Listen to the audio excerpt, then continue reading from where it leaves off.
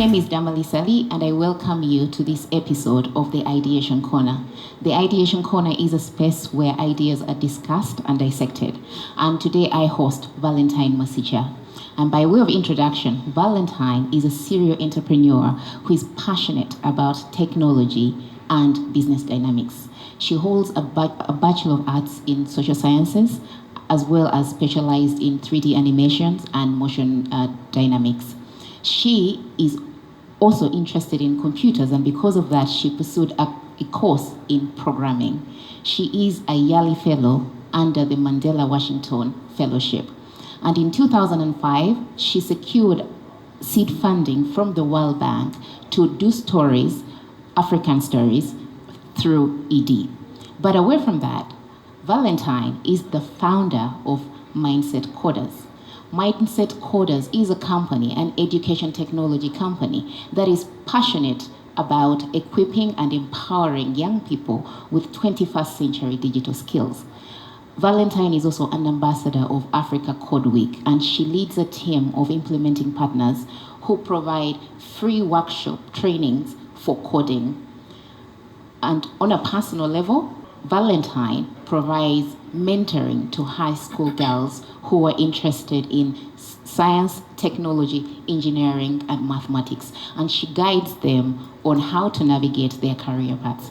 I am very happy to be hosting Valentine today in my Ideation Corner. Valentine, thank you so much for agreeing to speak to me. Thank you for the invite. All right. First things first, explain to me from a layman's perspective what coding is. So coding in simple terms, it's where you use computers to create something. So you can get a computer and tell it what to do. So that process of telling it what to do is what coding is. So you give a set of instructions and the computer has to perform that instruction. It has to come out with that output. So the whole process of giving the computer instructions on what to do, that is coding. And how did you get interested in this, giving computers instructions? Yeah, so I realized that when you learn how to code, that is now coding, the whole process of giving the computer instructions, you can create anything that you want to create. You can come up with anything as long as you know how to create, you have the skills to create. So knowing that you can code and knowing that you can create something out of coding is something that was of interest to me. So I felt like if I would give young people such an opportunity to know how to code, they can create anything. Okay. As long as they let go of the imagination and go wild. And that's an interesting concept, because a lot of kids are very imaginative. As young children, we are really, really imaginative. And then we grow up and somehow our imagination reduces at the same pace. So you're telling us that coding allows you to actually run free with your imagination and create instructions, to give instructions to a computer to do what you want. All right. Yes. So I mentioned that you're a founder of Mindset Coders. Tell me what that is. So Mindset Coders is a company that is really passionate about empowering young people. For the young people we work within the age of 7 to 18. So for us, we just want to give that skill to the young people of that age group, and that is what Mindset Coders is. So I came up with that after realizing that coding is something interesting. And I realized I learned about it after my graduation. So I was just there and I felt like what I did, social sciences, had nothing to do with I was just about to my say, interest. You have a Bachelor of Arts. How did you move into coding? So before graduation, as I was awaiting, I ended up doing the 3D animation, still computer stuff, and then I got into 3D animation and motion graphics, and I learned about it, and it was interesting. I created cartoons, animations, but it's still something that I wasn't really 100% passionate about. I found it interesting, but it's not something that I really felt like I can lose sleep over. So a friend of mine mentioned coding, and I went and did a prep course for it. I found it so interesting, and I taught my young sisters how to do it, and they did it just for fun. I was just training them for fun. And then one evening, one of them just asked if they can use it to create a solution for something that we were watching, something which was very emotional, torturing of the maids in UAE, and she felt it, and she asked me, can I use the coding skill to create a solution for them? And for me, that was the bulb. And I was like, okay, if we had young girls thinking this way, then we could actually come up with solutions for ourselves. Because one, she saw a problem. She was able to identify it. Two, she was able to know that she can actually use the skills that she knows to create a solution for them. So for me, that was now the light bulb moment. Yes. And that's when you decided I need to set up a company that teaches. So now, and then there's this thing that came to me. I was like, actually, she had a changed mindset. Because she changed her mindset from being just a consumer, understanding, she learning is operating mobile phones, taking in the entertainment. And she actually changed her mindset from a consumer of technology to actually wanting to be a creator. And that was it. So that is how mindset came about. So when did you set up this mindset quarters? So I did my prep course, programming course in Nairobi. Then I came back to Uganda. I have a sister in high school. By then she was in senior 2. So I went to their school and I asked them, what do you do in your ICT club? And they told me we just do Facebook and watch YouTube videos. And I was like, okay, I can introduce coding to you. I think it's interesting. I think it's something that you're going to like it. I was talking to the ICT patron. And said, sure, let's try. So it was just for free, just to also learn how to teach. I didn't know how to teach. To also see how I can come up with a whole lesson plan and a curriculum that works for them as well as for myself. So it was introduced as an extracurricular activity. Okay. Yeah. They gave me a Saturday afternoon. So every Saturday, in 2018, I started in February. So every afternoon I would go there at 2. For 1 hour, I would fidget around, learn as I'm teaching them, which was very interesting. And the program we use is very interactive and it's fun. So they get to just simply create animations, simply create games. So as they're creating, they're putting a set of instructions and they see it in real time. They see an animation talking, they see it running, they are actually creating, making it run. And it was something that was very, very fun for them. So as I saw them moving, growing from just, Facebooking and YouTubing, the teacher, one of the teachers there, she was like, okay, I also teach at Mengo SS. Why don't you come and introduce this? So from Mengo SS, we went to Marcos, and then from Marcos we went to Lubiri.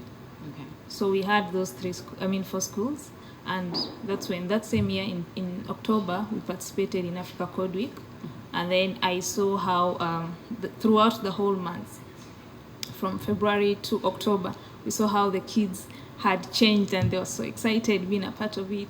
They took part with other schools. At Makerere, we do a whole challenge for different schools who have participated in Africa Code Week.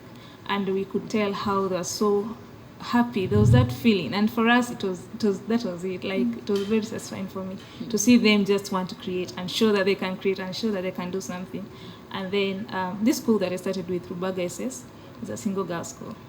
So I'm glad that you started with the girls' school, actually. So to see the girls really shining, because they really outshone the rest. And I was like, okay, I have something here. Okay. Yeah. So is this a service that Mindset Coders is providing for free? We have schools that we provide for free. But now where we charge is when we do holiday classes. So this is just a call out for different parents who can bring their kids during holidays. And we do a 2 weeks or a 4 weeks camp, coding camp. Okay. Yeah.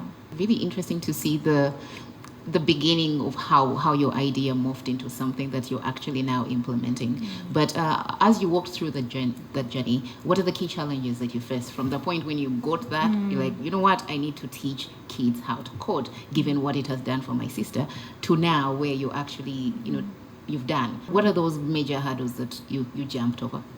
So obviously now when you started to teach, first of all, young people like freebies.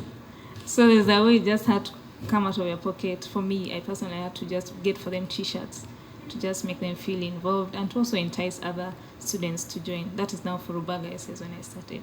And for them it was happy, and the next time we went back, most students wanted to join the club. They're like, we also want t-shirts and we want to be a part of this. And by then, remember, I was not earning anything, so I had to like get some money. There's a side business I was doing, so I would use that money to. Tell me about the side business. I want to know the whole, the whole chain. Okay. Originally, I'm from Kenya, so I would get stuff from Kenya. I have home decor stickers that I sell on the site, so I would get the home stickers and sell around on Facebook actually. So I would sell it, and that is what would maintain me going forward. And then I would sell, and it would make money for me. I would then you get invest transport. that in mindset quotas. I would get t-shirts for these ladies. I would. I had like 2 volunteers by then, so I would also pay for their transport to go to the school. Yeah. So there was that, and then I later learned. I think I've changed the logo thrice. because I had to do my own logo, and I had to, there's a lot of stuff I had to learn on my own. So how to brand myself, how to actually show people that you're actually doing something.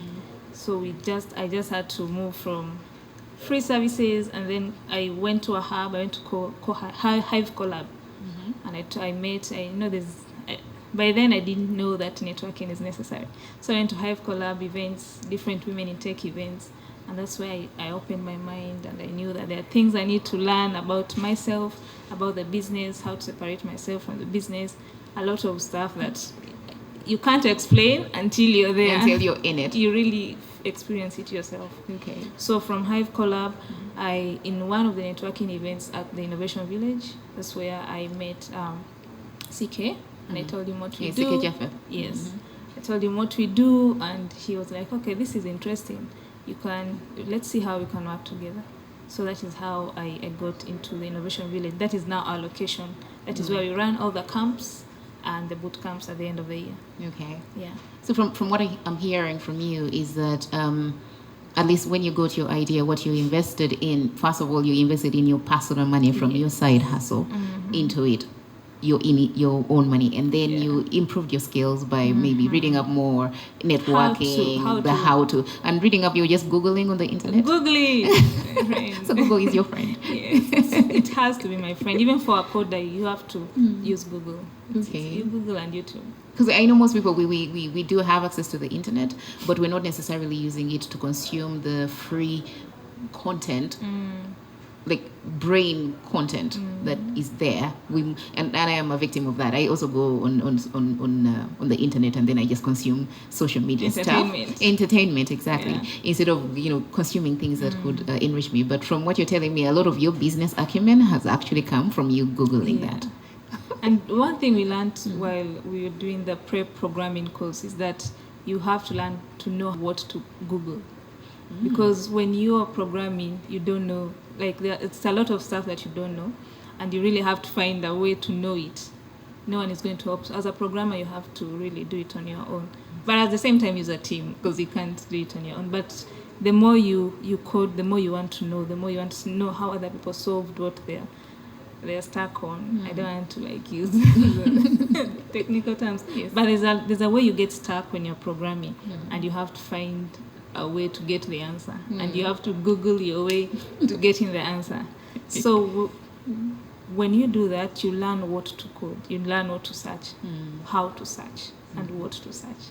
Okay. So if a person out there, kind of like you, she's doing or they are doing a Bachelor of Arts, but maybe because would you want to go back and do a different course? Because you spent 3 years at university studying a course that you're not necessarily using.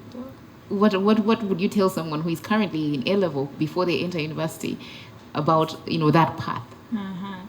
So for me, I feel like now, how can I put it?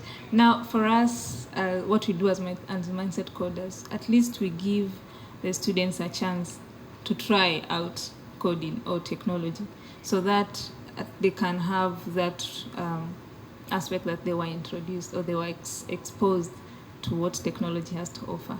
So by the time you go to campus, if you're not interested in coding or technology, then you definitely don't do it. Then you'll not do it. But at least you're exposed to it. Yes. And then for someone who found it interesting, at least they'll go to campus knowing that, I think I'd want to do game development. So I'm going to do computer science or something related to that. And you have a whole one direction instead of going in circles like I did. Okay. So For an A-level student, I don't know, because for us we prefer to go to young people. There's a way the older teenagers are Their minds are somehow- set? Yes, Okay. they're fixed, so it's hard to change To them change the until mindset. They have to that's go the from- whole point of mindset Yes. quarters. But the young people, they have like 2-3 years to really explore and try it and see that they tried it and they didn't like it or they liked it. So I don't think I can say anything to them. I'm just being honest. They'll have to go and try it. On their No, own. like I think your response is perfect, because you're saying Yes. that it's better to try it out, and then determine that, you know what, I'm not interested actually, I don't like it, and then you go to what you like. You go to university and do a course that you actually like. And like for me, I didn't know what I wanted. I was called for education, and I was like, I don't think I want to do education, so let me change. And I just changed. I didn't even know what social sciences was all about. I was like, okay, let me just do social sciences and see what it's all about. So there was no that career guidance for myself. I just went in. Is that why you're doing these mentoring services for young girls who are interested in science, technology, engineering, and mathematics? Yeah. So you're trying to make sure you... There's that bit that missed on my part. I missed that part, and I felt like, since I missed it, why don't I do something about it? And if I don't do it, who will? I'll do my part, and Okay. So the tell rest me will more follow. about this mentoring. Who are the girls that you're mentoring with schools? Obviously Rubaga girls, because I started. That's from where you there. started, yeah? Yes, and during the holidays, the students who work with, I try to pull out the girls and show them that I'm there for you. You have to keep on doing this and have to keep on encouraging them. And then I applied for mentorship, to be a mentor at New York Science Academy. They're doing a program called 1,000 Mentors, 1,000 Girls. So it's a whole set of girls from different countries, and you just have to be a mentor to each of them and keep on pushing them into STEM careers or into STEM activities or into STEM subjects, so that they can consider a career in STEM. Okay. Yeah. So if someone had an idea that they would like to start, what pitfalls have you seen that you would want to advise them to avoid? No, but I think I would instead advise them to do more networking and to have something to talk about. Because by the time I approached maybe Hive Collab or the Innovation Village, I told them that I have these schools that I work with, and this is what we do. But I'm looking to expand, and I'm looking to see how I can reach out to other people. So they are the ones who helped me move to holiday programs and holiday boot camps. So they are the ones who helped me.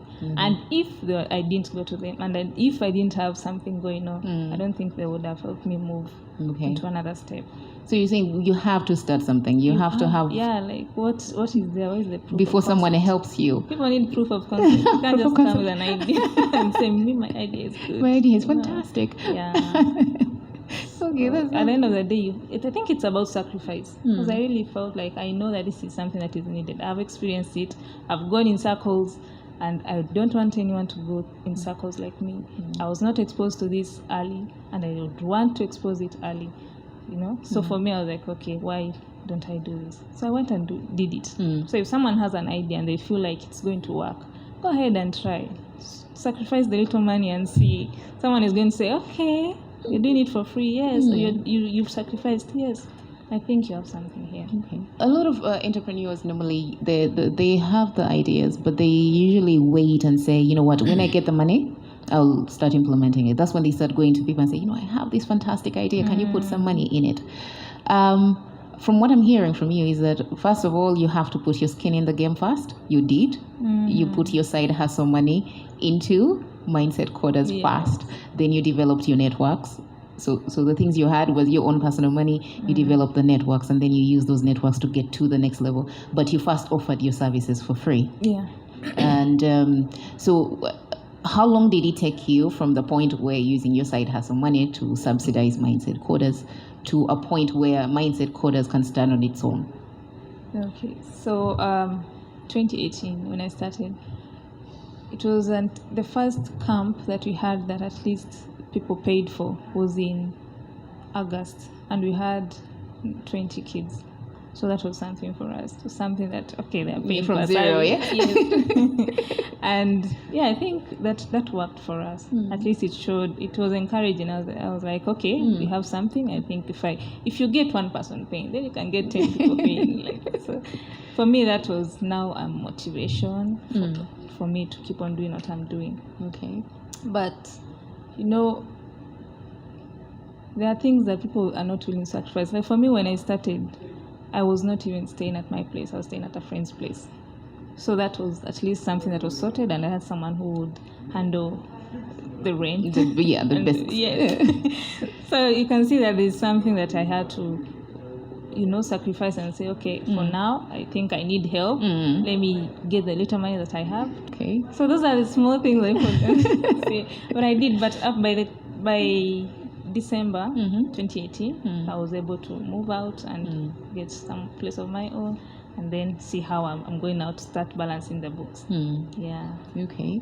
I'm glad that it took you, 12 months after having put your skin in the game, your own money, and sacrificed quite a bit.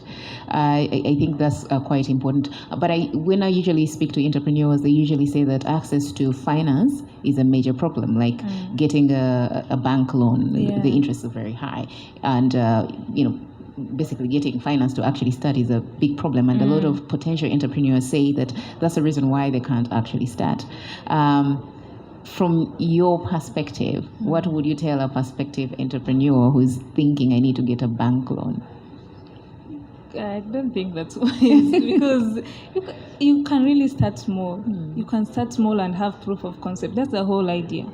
Because by the time you sacrifice and say, okay, let me do this, let me sweep this place to get the money, and I'll put it that side, and have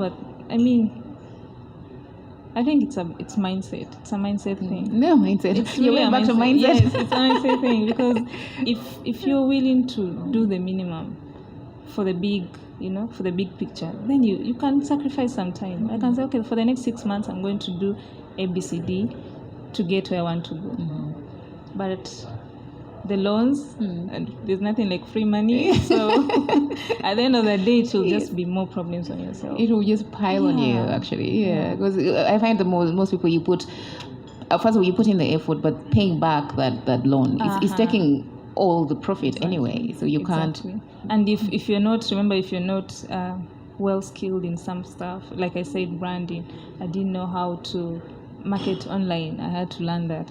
I didn't know how to teach. I had to learn you learned that. I had to spare time to, for example, stuff like printing out the work that I had to submit to the kids. Maybe, there's a lot of costs that you don't know about, and you still need time to invest in. I want to go back to that point about scaling yourself. The branding, the networking, the marketing, all that stuff. Did you do it? You taught yourself. You got this information off the internet and read it. Yes. So I had to learn. I really had to learn online marketing. I can even teach it. Seriously, online marketing, mostly Facebook, because I did that mostly. And programming for kids, I did text-based, the basic programming everyone does. But for me, I had to learn. There's something called Scratch. That is now the cartoon making and games making. I had to learn it on my own. And that's all online? It's online. It's open source. And it's free? It's accessible? It's free. Okay. For me, the biggest eye-opener maybe personally is that you can gain a lot of skills online. For free and start a career with those. Because from what I hear is that you're not even using the degree you spent 3 years acquiring at university. You're now using the skills that you've actually just learned on the internet to become a founder of a company, break even, move and then provide a service. Yes. I think that's a big takeaway for me, because especially now when people have been stuck at home, you can't go to school. People could have used 6 months to actually get new skills that you can use to employ yourself and employ others. Exactly. Yeah. Okay. Exactly. Thank you so much for speaking to me. I hope I've covered everything. You've heard it from Valentine, the background on Mindset Coders and how she went from side hustle to founding Mindset Coders, which is now breaking even and providing a service to young people. I will give an opportunity for her to say some closing remarks.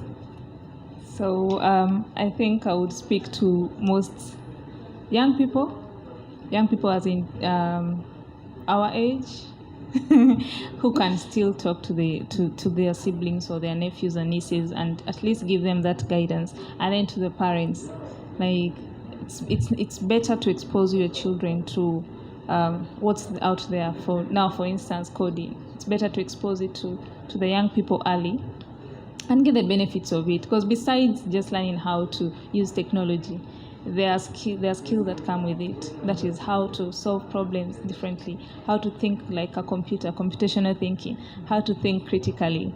There's resilience. There's a lot of skills that comes from coding, and if we let the young people acquire them, even if they don't end up in a tech career, they'll still have the lifetime skills for themselves, which applies to any career they end up in.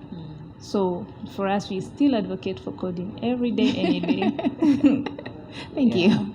Please do subscribe to my channel on YouTube, Facebook, and Instagram to follow these conversations.